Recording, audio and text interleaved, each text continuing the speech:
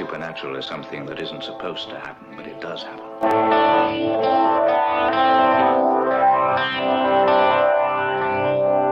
And no nation which expects to be the leader of other nations can expect to stay behind in this race for space.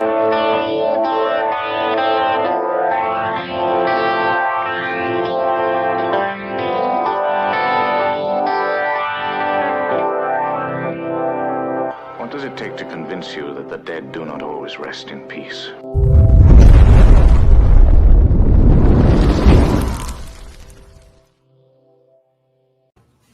Welcome to the Three Beards Podcast. My name's Craig, along with Austin and Chris. This episode of the podcast has been brought to you by Bratz Beard Care. Amazing beard care products for it keeps all of us looking pretty good, if I don't say so myself. Thanks to the handcraft of a local craftsman, Kelly Brat. And check him out, bratzbeardcare.com. Awesome stuff. Can't talk highly enough about it.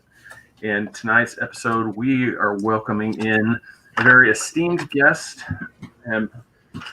by the name of Kathrine Chiljan. She has written an amazing book called Shakespeare Suppressed, the Uncensored Truth about Shakespeare and his works.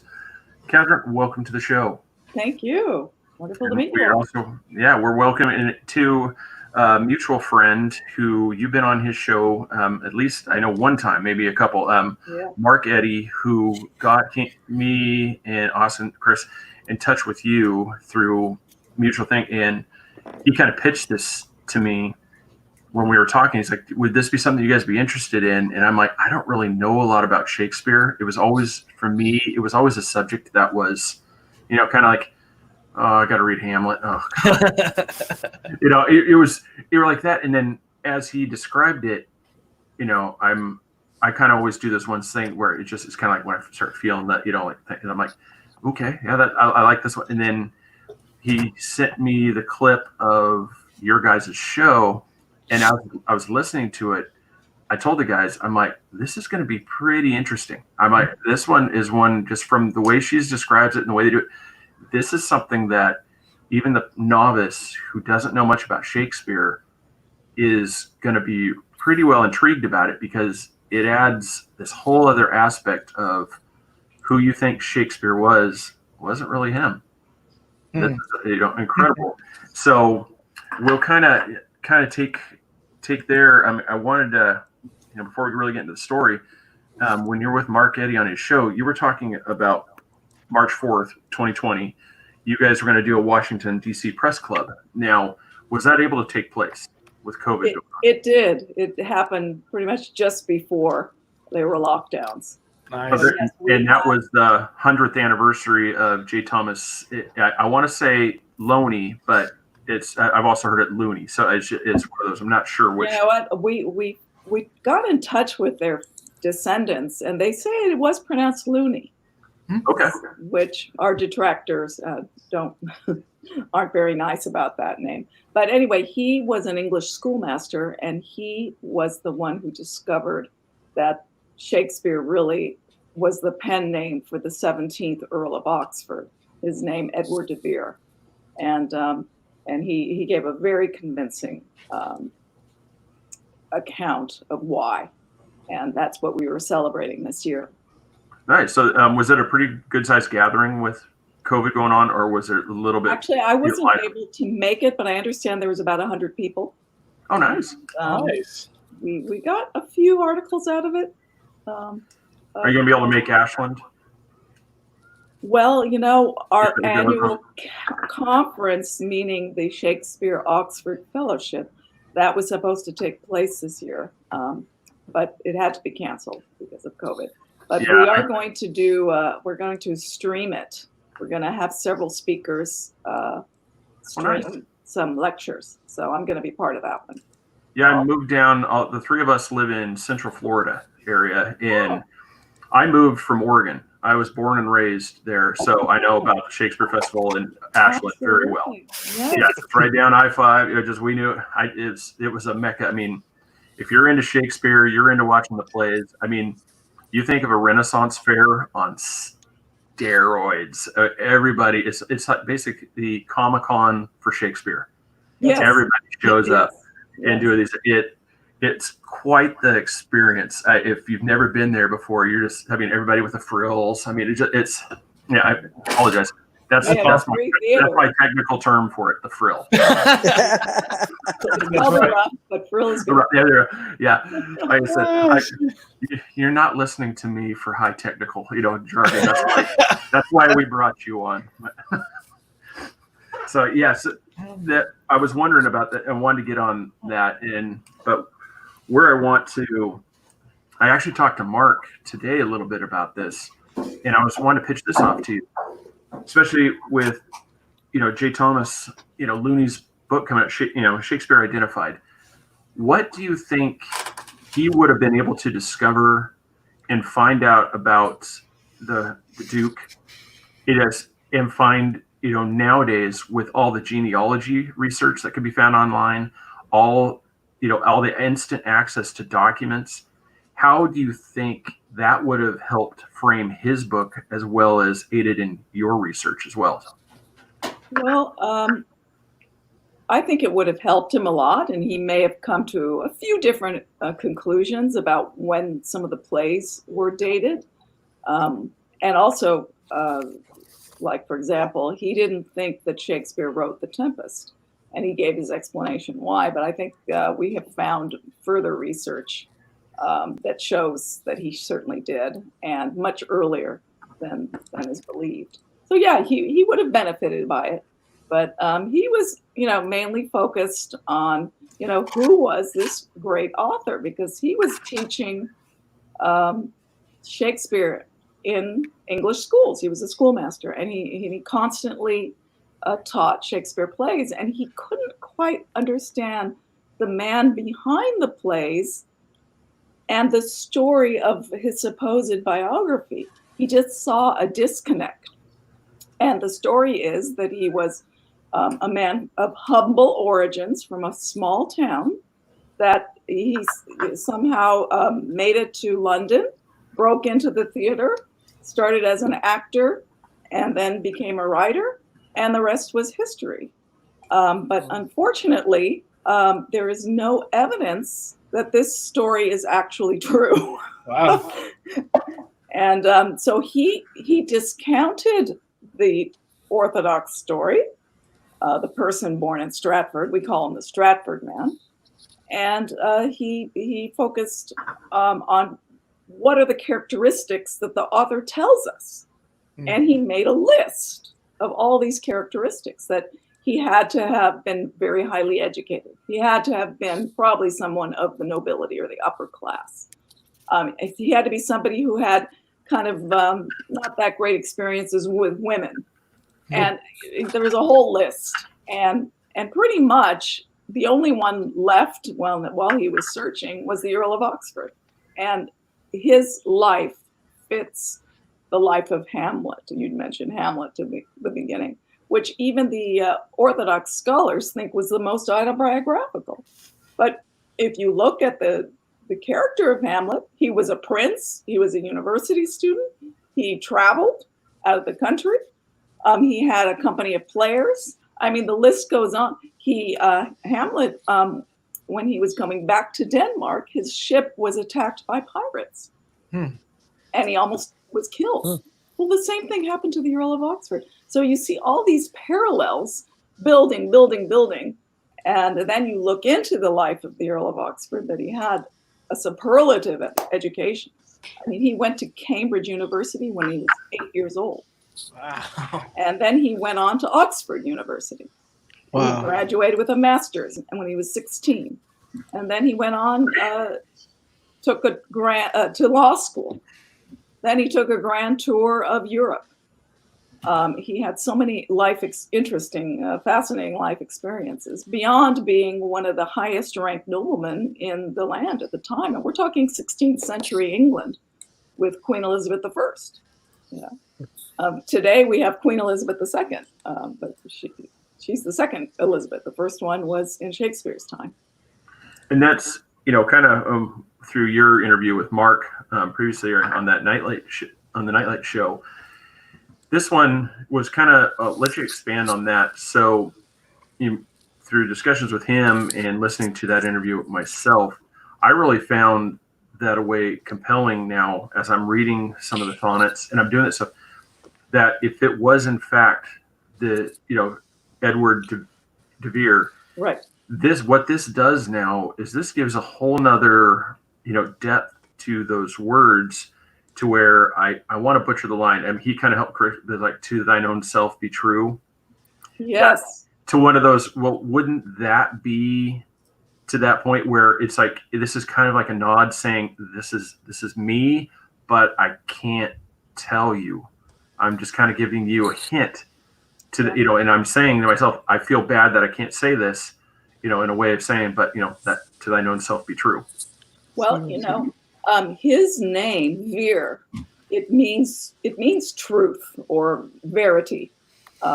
So he was very much committed to putting the truth in the plays, and that is why they're so autobiographical, especially Hamlet. So that to thine own self be true would be more, like you said, that'd be a nod to my own last name. So it would be nice yes. to like hear it. Yes.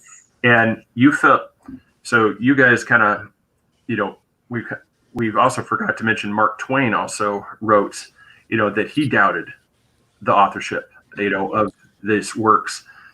Then in one of those, like I wrote down here, and I was curious for you, what would you say are the specific characteristics or tone that you would see between Edward de Vere and Shakespeare's writings? That would be kind of like you could look at this and this in his actual Edward de Vere's writings and Shakespeare's, where you're like, it's clearly the same feel and the same way, artistic way of saying that.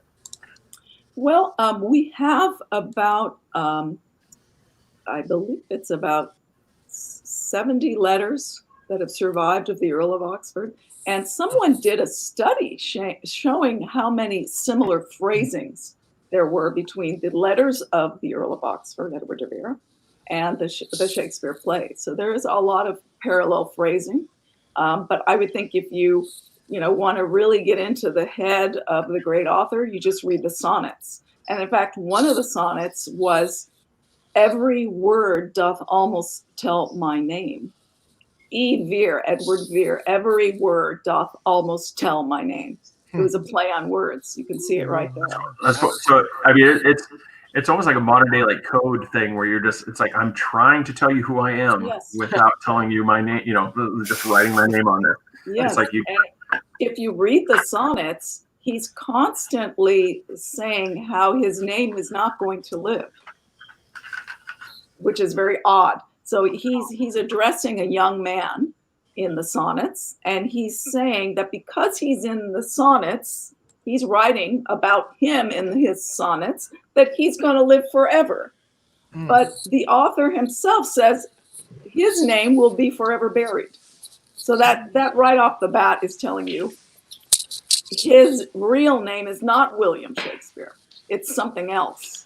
Wow. Shakespeare's name will live forever. The pen name will live forever, but not the real man's name. Wow. So, so kind of to expand on that a little bit. So, I'll let you take kind of the floor for here. I'll just kind of frame it a little bit here and let you go on it. So here we have a guy who can't let it be known that he is the author of these things. And we have the Stratton man who is given credit for these works. So I'll kind of let you take that in a two-part, figure out, how did this come about to where he became the, name right for this other man's work? So why was this the case? And how did they come to be the William Shakespeare? How did he come to be the owner of these works? Yes. Well, the first thing to keep in your brain, because it can get a little complicated, is that there were two separate men named William Shakespeare. One was born in the small town of Stratford-on-Avon, born with that name. Actually, it wasn't, as we say, Shakespeare. It was actually pronounced Shakespeare. That's the way it was spelled. Shakspear. or Shakespeare, like that, where there's a short A. So he was a real person, and there's no doubt about it. But he got involved in the theater. The other man was the poet using a pen name William Shakespeare. And the two got mixed. And I say it was deliberate. And the culprit, the reason why that we have made this mistake was deliberate, and it's all because of this book. Interesting. It's Shakespeare's First Folio. So this book, big book, it's folio because the page is large. It's a description of a large page. And first, because it was the first book of Shakespeare plays, 36 Shakespeare plays. And it has that very famous image that we all, if you know an image of Shakespeare, you'll think of this one. Yeah, exactly. So if you open up this work, there's an elegy to Shakespeare by Ben Jonson. I can't show the whole thing. Anyway, in the elegy, one line is, "Sweet Swan of Avon." Okay, I'm sure many of you have heard of that. Okay, and then you just keep opening the pages, and then there's another poem that makes reference to Shakespeare's Stratford Monument. So you have Stratford Monument in one poem, Swan of Avon in the other, and people came to assume that the great author was from Stratford-on-Avon, even though Stratford-on-Avon was not in this book at all. Kathrine, one of the most interesting aspects of the First Folio are the pages that have nothing written on them. They're just blank pages. Right. That needs. See, look, here's a blank page. This is a facsimile of this work. You just keep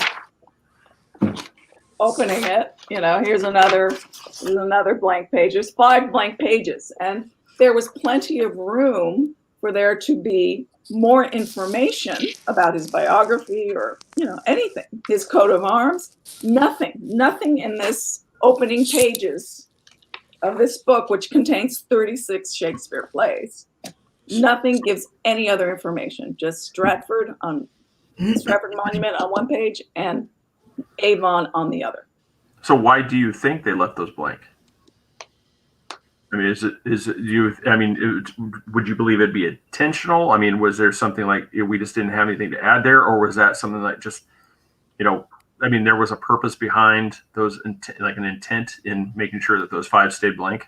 Yes. Well, no. Well, not necessarily to make them blank, but the point is that there was so much more room for information that they did not give. Yeah, that's what I meant. Okay. Just they just decided, like, that's we've given them enough. That'll be enough to placate them. They'll think it's. Yeah. And so and kind of along that one, Mark. I mean, we might be jumping to a weird point on it, but he had sent me a couple of photos of the monument that was given to Shakespeare. Yes. Chris, if you want to bring out the black and white one first. Chris or Austin. Or Austin, sorry. Yeah. Okay, so here's that one right there. And one of the picture and in that photo, I was asking him, and unfortunately that one's cropped off there, but I was curious because here is Austin, if you want to bring up the second photo, kind of the comparison. Yeah. So here's the one everybody knows. He's got the pen and quill. He's doing there. So we go back to the other. There's cherubs up on the top. So you switch to the next, back to the black and white one, and you'll see. And I pointed this out to him. Maybe you'll think, what is the significance of the items that the cherubs are holding, along with the fact that it's not a pen and a quill? Here's a man that apparently is, a grain sack, potato sack. I mean, something of more of it looks more of like agricultural. You have a shovel. Yeah, and I was wondering, what was the significance of that? I'm trying to find another picture so I could. That one I pulled up. I apologize, was cut off, but I'm trying to figure out what the other cherub was holding. The right cherub, it's cut off, and he's holding an hourglass, so that represents time. And then the other cherub is holding a spade, which is like, I guess to digging up the truth or something. But that monument had been remade for sure. And as you saw, there's many points of differences. But the most important one is that the effigy of the man is not holding a pen and paper in the original. He's holding a sack. And we think it is a wool sack.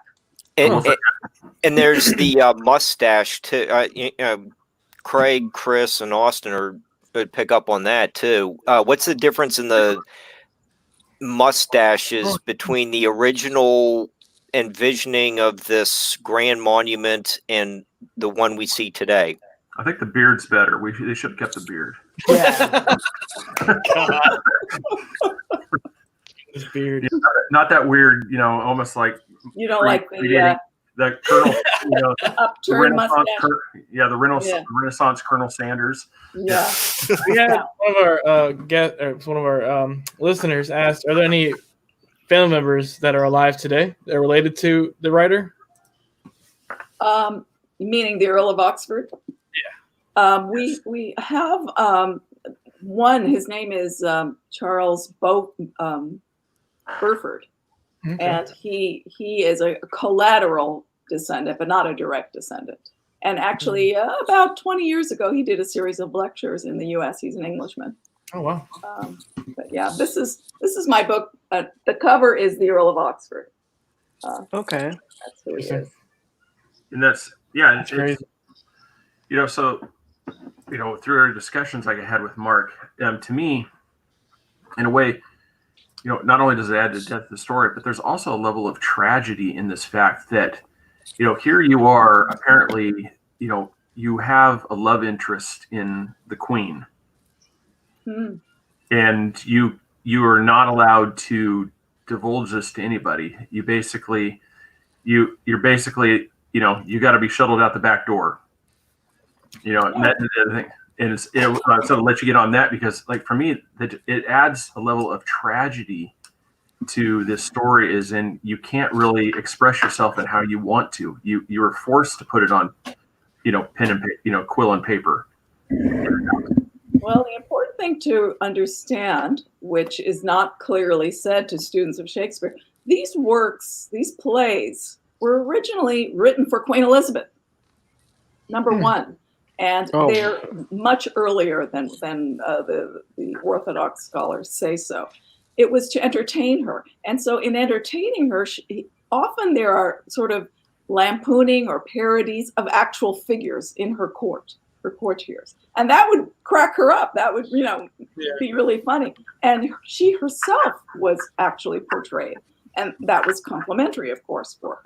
So, but the problem is over the years, some of the portrayals were not that flattering, and descendants of those people did not want it to be known that a nobleman in the Queen's court was writing these satires, because then they would say, oh, well, if he's a nobleman in the court, it's got to be somebody in the court that he's making fun of, right? You can make that association. But if the works were written by someone with humble origins, who was not part of the court at all, has no way of knowing these people, it creates the disconnect. We got to find Bill with the wool sack.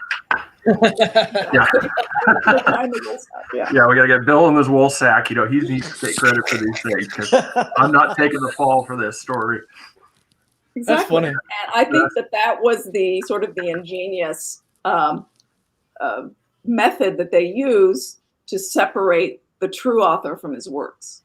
And that's what has got to be. Hey, it's been 400 years. It's time to correct this mistake.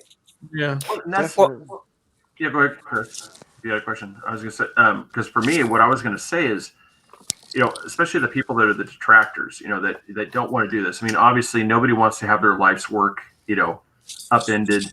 I've done this. I don't want you to tell me that my hard work is, I've been wrong. But why don't people want to know? I mean, it doesn't change anything. It's still amazing literary work. Why not give the actual author the credit that is due? I mean, everybody talks about plagiarism. Mm-hmm. Isn't that the whole point? Giving the credit to the actual author. Yeah. I mean, if you wrote Romeo and Juliet, wouldn't you want credit? If you wrote Othello, absolutely. wouldn't you want credit? I mean, it's just natural justice, to the real author.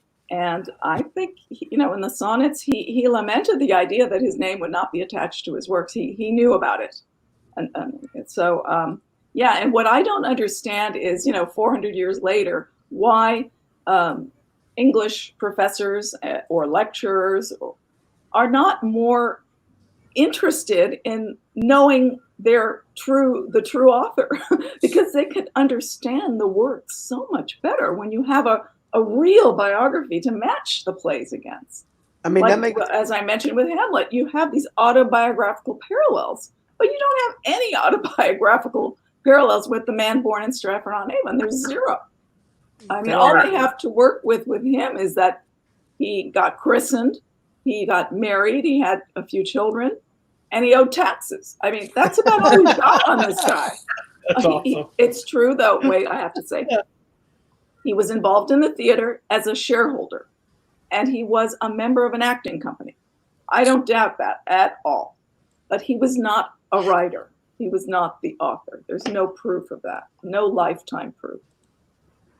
So where did the first instance where he was, because I'm trying to in my head, how was he selected? I mean, as the one, was it just like you said, actor, he kind of was already in the theater, so he would be a believable, perfect fall man. I don't know. I mean, where have you found through your stuff? What would lead? The Earl of Oxford, in my research, that name Shakespeare was used very early on, maybe when he was in his 20s, which would be like the 1570s, something like that. Of course, if you talk to the Orthodox scholars, they'll say, oh, Shakespeare didn't start writing until 1590s. There's like a 20, 30-year disconnect of timing. So I think he was using that for a while. And it just so happened that somebody of a similar name came to London. Maybe he came because he heard the name Shakespeare, and thought, oh, maybe he's a relative, associated with the theater, and that's maybe how he got along. But really, the Stratford man was a moneylender. That's all the evidence points to him being a financier of the theater, but not a writer of the theater. And I think that the powers that be knew about this Stratford man after the Earl of Oxford died. And then the Stratford man died. They fixed it. They published this book the first folio that I showed you before. Yeah. They published this book and they planted those clues.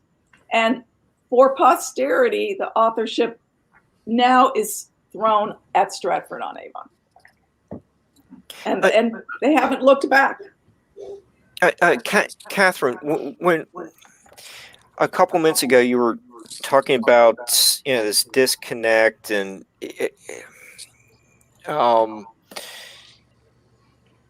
there does seem to be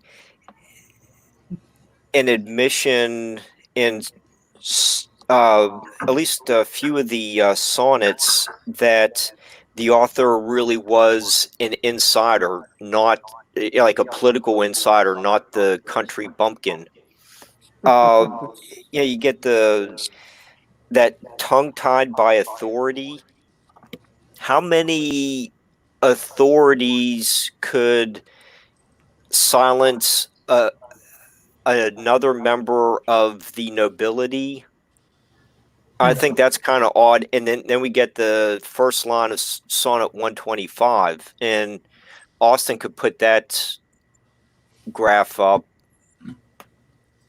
Yes. With the So in those two instances, we do have some type of statement that the real author was a member of the nobility. Yes. Can you tell us a little bit about that, please? Yeah, in the sonnets, a good one is he describes himself with the term gracious, grace. That was a term that Shakespeare used to describe the kings and queens in his plays. So that's one. And then what you just brought up, Sonnet 125, the opening line was, "Were it aught to me, I bore the canopy, with my extern, the outward honoring." What he's saying is, was it anything to me, I bore the canopy? The canopy was what nobility or high officials would be selected to carry canopy over Queen Elizabeth as she's moving in her coach. Yes. And right? So that was a great honor. Yeah. I'm trying to find that picture. I should have had that up there running, and I apologize. Yeah. I don't have. So as we're talking, I'll find that. We'll bring it up there because there was a painting, and that one was like we had it. That one clearly, and as I look that, I will find. We'll get that up there as we continue, and we'll come back to that because I've brought a point in when we were looking at that because there's a painting. Some of the Renaissance painters, they always had their own little flair. They always changed stuff, kind of how they did it. But when you look, there's a queen being carried in there, and then there's one person in the painting that is looking at her in a very particular way. That is not like somebody that's just like, oh hey, oh my God, there's the queen. It was more like, there's my love. That's the way. And so, like I said, as we'll go into that. We'll get another point, and we'll bring that up. Like I said, that's one. I apologize. I forgot to send that over to Austin to have that ready to bring up. And as we were talking about it, my oh crap moment was like, I made a mistake. I'm sorry. But what Mark was saying was that line, was it anything to me? I held the canopy, basically, is what he's saying. And that is for somebody, again, with humble origins who had no ties to nobility. That would have been a huge honor. And yet the person is his voice in the sonnets of the great author is saying, what did it mean to me? Does it mean anything to me? So that sounds like somebody who has done it before and has seen these shows, quote unquote, and it kind of bored by it at this point. Definitely. So again, this is a disconnect between the Stratford man and the great author, in his own words. And and this was some of the stuff where I was really starting to get to my point where I'm like, all right, I'm actually finding myself getting more and more interested in Shakespeare at this point. Where it was before, it was just kind of like I said, it was just like, all right, it's a play. We've all done it. It's all high school. Hamlet, Romeo and Juliet. We've all done the plays. And this was bringing a whole nother level, like we said earlier, of this love that cannot be named, this love that cannot be talked about. Literally, it's like, I want to. Don't look at me. Don't look at me. It's like we have to pretend we don't even know each other, and that would have to be incredibly hard, especially for two people that, by all accounts, were really in love, and loved each other's company. Yes, well, you would be referring to the sonnets, which were written in the first person. There are 154. They're like 14-line poems, and yes, he gives a lot of his life away.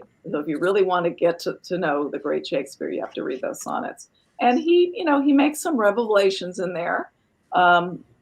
It appears, if you would read them in the right way, that the fair youth, the young man that he greatly praises in the sonnets, was actually his son, and possibly by the queen, if you read them a certain way.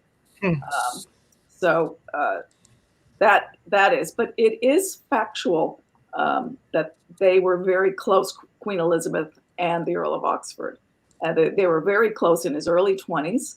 And actually, Mary, Queen of Scots, who was another monarch, heard about them having an affair. So, I mean, it wasn't just, hearsay. Something was going on there. And actually, there is a picture of the Queen with the Earl of Oxford next to her in a drawing. I didn't give it, but yeah, they were. I mean, the Queen had a lot of favorites, but the Earl of Oxford was definitely one of them. Yeah, Katherine, since you just mentioned if you read the sonnets a certain way, you could see where it could be easily interpreted as father speaking to his son, giving him encouragement for the future. So if you keep that concept in mind, how does you can understand why these sonnets were dedicated to him, but they were dedicated after his participation in the Essex Rebellion too, which that seems kind of odd, but you understand why he did not have any consequences for his involvement in trying to overthrow the Queen. Can you tell us a little bit about that? That's a good point. But I think a lot of the sonnets where he's greatly praising the young man, I think that they happened before the Essex Rebellion. The Essex Rebellion, for your listeners, is the Earl of Essex tried to overthrow Queen Elizabeth. And the Earl of Southampton, who everyone really pretty much believes was the young man of the sonnets, he was part of it. So, but I think that a good deal of the sonnets were written before that. There were a couple after, I think. But I mean, we're going into the speculation area, which I rather not. I rather really talk about, who was the real author, and that was the Earl of Oxford and not the Stratford man, and that it's time to, come clear on it and let people know. I got that picture for Austin to bring up here. Yes. So you can see it's, for me, what I was looking at, you see the two figures in orange? Yes. One right there, he is looking directly, like if you were to draw a line of his eyesight, he is looking almost directly at the face of the Queen. Where everybody else in this painting, like the gentleman in the pink, he is looking away. Almost everybody carrying is looking away, and the only other one is the gentleman on the left in the white. His eyes are facing at the Queen and those are the two figures. So I'm curious, what's your take on? I mean, what do you think the artist in this painting was trying to? I mean, was that trying to depict that one of these people was actually the author? Yeah, the actual author, or like I said, was Earl. You know what? Honestly, I can't say if the Earl of Oxford was in it. They date the picture like 1599 or so. The Earl of Oxford was kind of out of the Queen's court at that point, kind of retired from the court. So I can't say for sure if he's in that picture. I think that the artist was maybe trying to, create, putting all the focus on the Queen.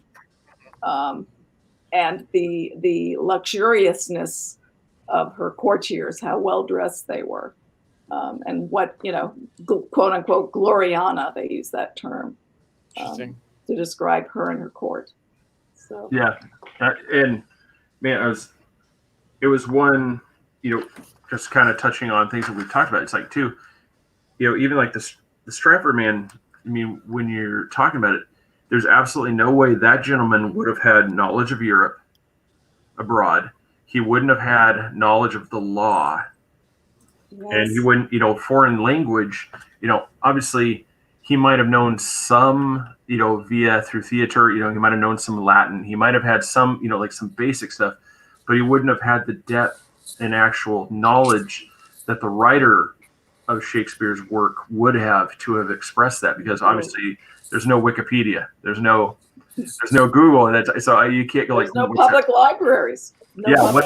What's that Latin word for love again? I can't. Exactly. So you wouldn't have had this access. So only somebody who lived those experiences, lived those real events, would have been able to express it in the way as Shakespeare did. You're totally right. You summed it up beautifully. Yeah, that's it. And so, why won't they address this issue? They being the gatekeepers of Shakespeare, who are the English professors, and it's time that they focus on their own man and get to know him. Well, in speculation, instead of telling us that we're crazy. Well, in speculation, why do you think they keep telling you you're crazy? What does it change by giving the real author the real credit? I don't understand that. We had a similar thing in our last show about not giving the credit of something, but why are they holding back on giving the real credit to the real author, you think, personally? There could be several reasons. They don't want to upset the status quo, because it could invalidate their own PhDs, their biographies, their all that would kind of say, hey, you got it wrong. If you read a Shakespeare biography today written by one of them, it's like 95% speculation, or they give you a history of the period, right? But not a history of the great author, because there is none that is relative to literature, Yeah, and it's kind of, I want to, I don't really want, I'm not really looking at like, puff piece, like, oh my God, it's just like, but for your book, the research you did, the same thing that you did, basically, 100 years after J. Thomas, Looney's work. Yes. We started the show off that way. I honestly feel a lot of those people that are refusing to do it are missing such a depth to the work that they could be enjoying when they realize the true author was a man who was on that ship. He's recounting an experience he did. And so now, instead of it being a work of fiction, just created in the mind of a brilliant, author, now you have a man who has this rich experience, who's writing it from that experience and writing it in such an eloquent way that people 400 or 500 years down the road are absolutely in love with it and travel across the world, across the country to go to, to an event in Oregon to, for the love of this man. Why would you not want to experience that? I mean, that's the part I'm struggling with, is why you don't want that experience. I agree. It's tragic for people who love Shakespeare, because they're going to get so many more dimensions when they read the plays, and they're going to have a real biography. Like, okay, yeah, he took a grand tour of Europe. When he came back, his ship was attacked by pirates. He lost everything. He barely lived. I mean, these are interesting experiences. When he came home, he was told that his wife gave birth to his child later than he was told, right? So then he immediately doubted his wife. He separated from his wife for 5 years. It was called the fable of the age. Everybody knew it. So he lived through that scandal. Then while he was separated from his wife, he had an affair with a dark lady of Queen Elizabeth's court. And for it, he was thrown in prison. And the dark lady was thrown in prison, and the baby that they had were thrown in prison. So everybody. Suddenly, it's so much more interesting a person, He was in the tower for 3 months, And How messed up is the law when you're throwing the baby in prison for something? Yeah. I'm just in my head. I'm like, the queen was mad. She was jealous. Well, So I mean, this gives a new dimension on Queen Elizabeth, Wow. And I'm just picturing this toddler hung up in chains and then Oh, you gee. in the tower. I'm just like, what did you do that for? I was mad. and the I was mad. parallel with I a was mad. Shakespeare play, Measure for Measure, where a man is put in jail for having premarital sex with a woman, and who got pregnant. So I mean, it's a perfect parallel. And there's so many of these parallels, and it just enriches the play so much more, your experience. Yeah, And that's why I'm so into it, because people are missing out, and it shouldn't be the case. Plus, we have so many lovely portraits of the Earl of Oxford. There's several portraits you can look at and say, "Hey, he's the one. He's the man who went through this." Interesting. And it just opens up a whole new world.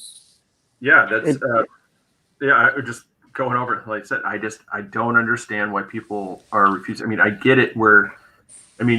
I guess we can go from that way. What is probably the biggest criticism that the detractors, they throw at you? Like, this is my point. How do you respond to this? I mean, what would you say is the biggest thing they always throw at you, as a counterpoint? Well, they say that there's no smoking gun evidence for the Earl of Oxford as the author, which is true. There is no Shakespeare play manuscript that has survived, right, in the author's handwriting. If there had been, we could compare it with the Earl of Oxford's writing samples. But the Stratford man, he has no writing samples at all. Nothing. I mean, so they can't prove it either, you see. They put the burden of proof on us, but they can't even prove their own man. When that's just it. That's not, I mean, in the realm of an argument, I've always said, and as I'm teaching my son, I've always used the same line. If you cannot articulate both sides of a position, you have no right to your opinion, because you have not taken the time to do your research. All you've done is taken the word of somebody else, and you have been indoctrinated, not educated. Yes. And you sound like you have way more research than them, just discrediting. Oh, well, it's fake. No, you're going down a rabbit hole. You have more. Yes. You have more research that makes it sound true. He said many times, "My name will be," Damn. Yes. Yeah, and that's looking at that, and that's why I was curious, like what they throw at you, because it doesn't work when they just say, "Well, you need to prove it." Well, I just laid out a case. Yeah. Now it's a tell me where I got it wrong. Well, you just don't have anything to compare it to. Well, that's not what I. Well, I mean, the Earl of Oxford's case is circumstantial, but it's a very huge amount of circumstantial evidence. The Stratford man has zero evidence. So which one are you going to go for? Zero evidence. Yeah, that's. The powers that be, that are the gatekeepers of Shakespeare, they're only going by 300 years of a tradition that started with that folio book. This. They're going with this. And that was after the Stratford man had died, and after the Earl of Oxford had died. So, they have to look at their own evidence instead of casting aspersions on people who want to get at the truth, which is what we're all about, the Shakespeare Oxford Fellowship. There's also another great site, doubtaboutwill.org. Okay. And you can see there's thousands of people who have signed a petition who do not talk about a certain candidate for the author, just that the Stratford man, there is doubt about the Stratford man. So how long have you been so passionate about this Shakespeare and the Oxford? How long have you been passionate about this? It's been like 35 years. I saw a debate on television between a Shakespeare professor from a famous university and versus Charlton Ogburn, who wrote a wonderful book called The Mysterious William Shakespeare. And those two debated on TV. And I knew nothing about this. And the Charlton Ogburn, talking about the Earl of Oxford, was making point after point, similar points I'm telling you. And it's like, wow, that really sounds good. Sounds interesting. And what about the other side? The English professor from a prestigious university. What did he say? You're nuts. You're crazy. It's a nice detective story, but he like that. He could not support his own candidate. Documentation beats conversation in any aspect of anything. Yes. And you have more documentation from what I hear than what they. Yes. And many of the contemporaries described Shakespeare as somebody else too. They described him not openly, right? But if you read it a certain way, you'll see that they were describing him as a nobleman and somebody who didn't want them to talk about him being the author.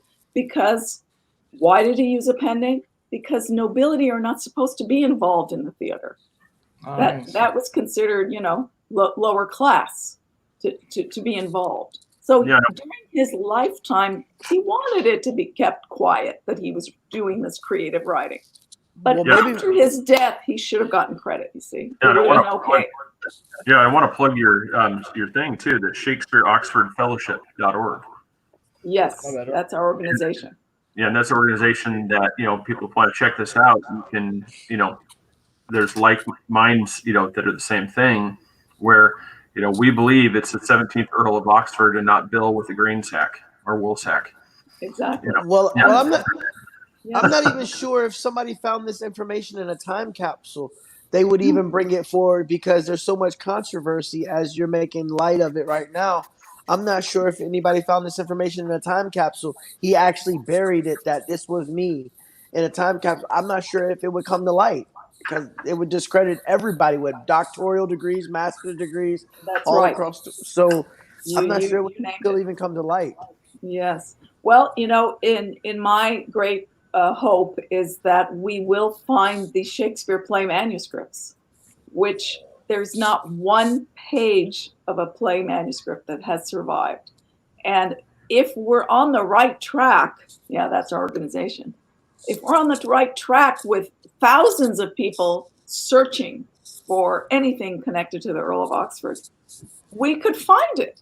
But right now, they're looking in the wrong direction. It's not Stratford-on-Avon. That was,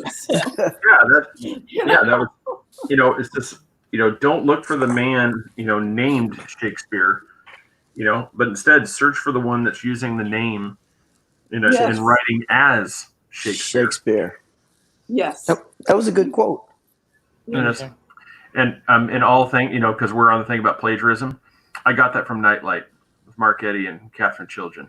Yeah. So, like I said, I am not personally taking credit for that one. So that one is all due credit to Mark Eddy and Kathrine Chiljan from that Nightlight episode. So do not get give me credit for that. Plagiarism is a very good point, because if you talk to the Orthodox Shakespeare professor, he'll tell you that Shakespeare was plagiarizing other authors. And that is a great injustice. They say that because of the Stratford man's life. They have to squeeze the plays in a certain time frame, which is wrong, much later than when they were really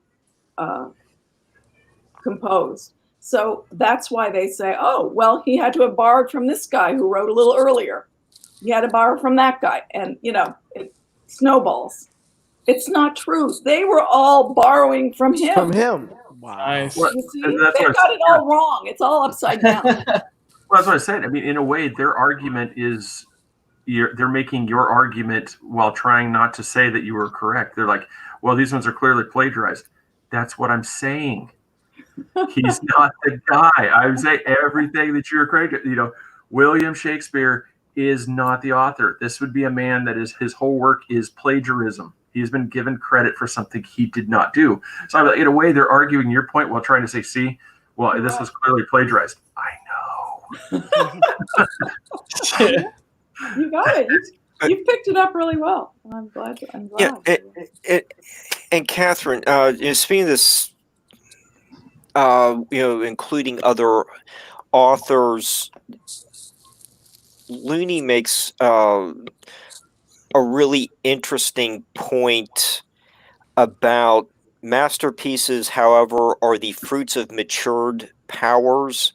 And he lists Dante was over 50 when he wrote the Divine Comedy. Sir Walter Scott and Cervantes. But here we have Shakespeare only in his early 30s, and writing these works that supposedly, you would seem like they have the understanding of the human nature of someone who's in their 60s or 70s. That seems like another clue that we are dealing with someone, a totally different person than the traditional biography. Yeah, I mean, you're right. They have Shakespeare, supposedly the Stratford man, starting when he was in his 30s. And, that wasn't true for other writers. They were much younger writing. How can you just walk into the theater in your 30s with no connections at all and apparently no education and write these great masterpieces? It doesn't make sense. And all the evidence we have for him is related to money in theater investing, and money lending. And I wanted to pass on a compliment to you too. My sister, she's watching, and she said this is the most articulate argument she's ever heard for this topic. And this is one that's convincing her that you are correct. Well, let me tell her something else. The Stratford man came from illiterate parents, right?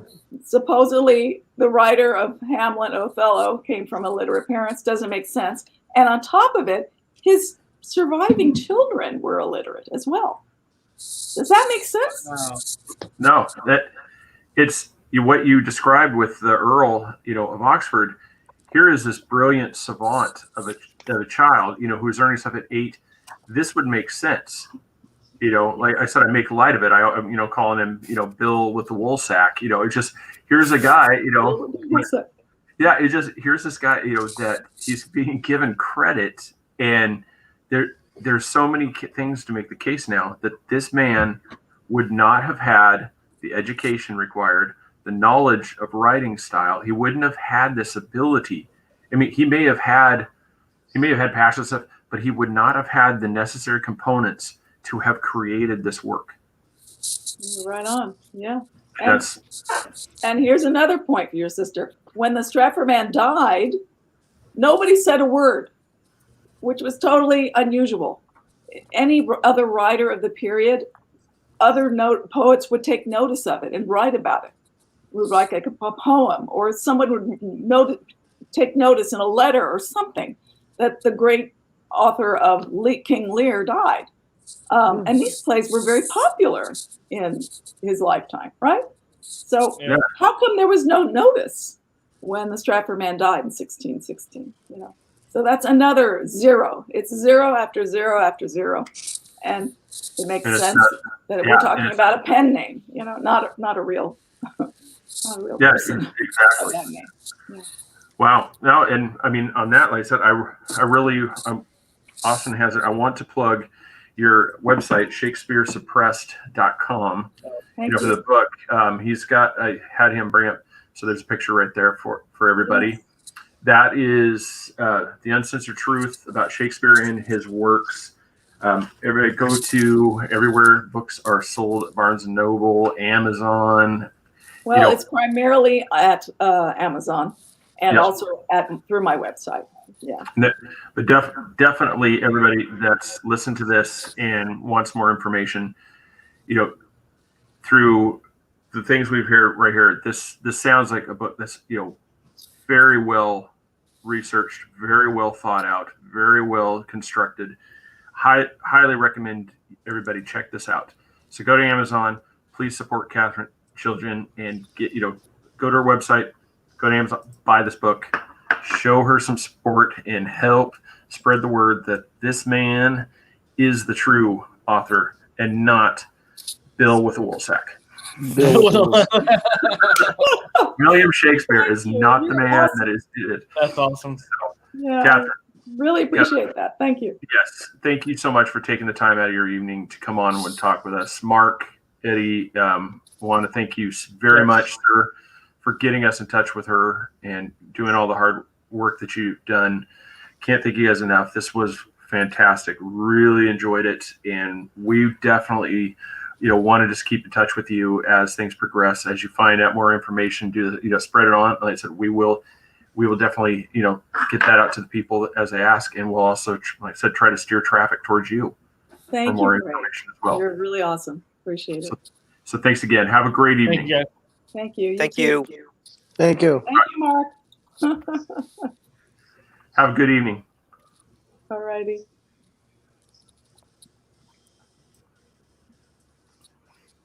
All right. So, guys, that was fantastic. And I said, it was one of those where when I was telling you, it starts off where you're looking at it and you're like, oh, Shakespeare. I'm like, this is that book that we're forced to read. There's more to it, though. There's a lot more to it. Yeah, that's where, like today when we were talking about it, I said, just as you go through it, you're going to see that there is more to this. And as you start realizing, you're like, okay, this guy is definitely not the author.